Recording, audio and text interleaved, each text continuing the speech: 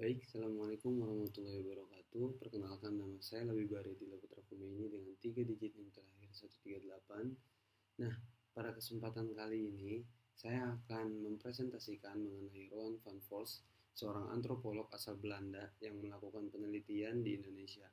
Nah, saya akan menjelaskan profil beliau, karya antropologinya di Indonesia, serta keterkaitan hasil penelitiannya dengan ilmu pemerintahan.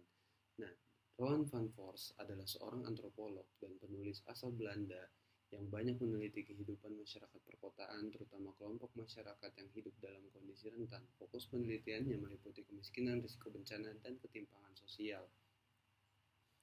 Dalam penelitiannya, Roan menggunakan metode etnografi, yaitu dengan tinggal langsung bersama masyarakat yang ditelitinya. Metode ini memungkinkan peneliti memahami kehidupan masyarakat secara lebih mendalam dibandingkan hanya melalui wawancara atau survei. Nah, salah satu penelitian terpenting Roan dilakukan di Jakarta, khususnya pada masyarakat yang tinggal di kawasan bantaran sungai yang sering mengalami banjir.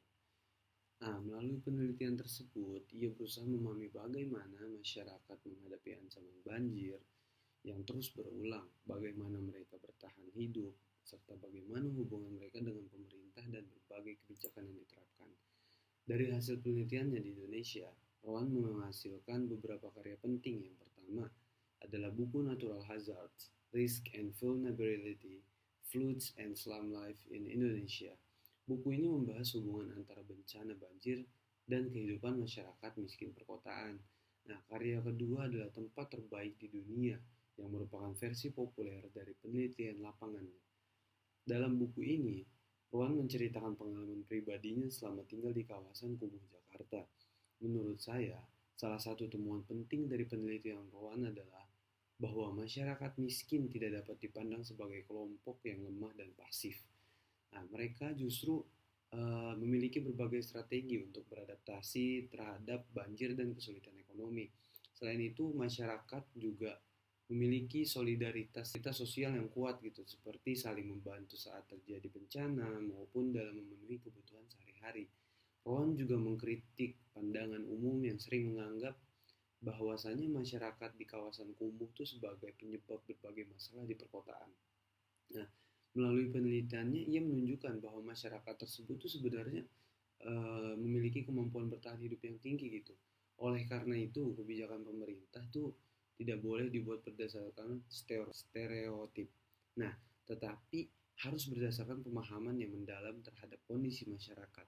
Dalam ilmu pemerintahan, penelitian Rowan itu sangat relevan dengan beberapa kajian, yaitu diantaranya yang pertama ada kebijakan publik dan pelayanan masyarakat. Dalam bidang pemerintahan, pemerintah tuh memiliki kewajiban untuk memberikan layanan publik yang sama dan menjangkau semua orang. Penelitian Rowan juga menunjukkan bahwa kelompok masyarakat yang berpenghasilan rendah biasanya menghadapi hambatan dalam mendapatkan akses ke layanan kesehatan, bantuan sosial, serta fasilitas dasar lainnya.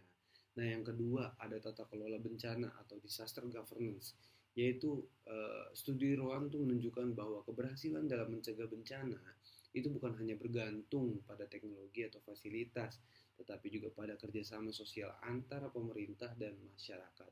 Yang ketiga, ada good governance dan partisipasi masyarakat. Nah, konsep pemerintahan yang baik menekankan pentingnya kerendahan hati, bertanggung jawab, serta keterlibatan masyarakat dalam proses pemerintahan. Nah, sebagai kesimpulan, saya melihat bahwa Rowan van Voorst merupakan antropolog yang berhasil memberikan gambaran mendalam mengenai kehidupan masyarakat miskin perkotaan di Indonesia.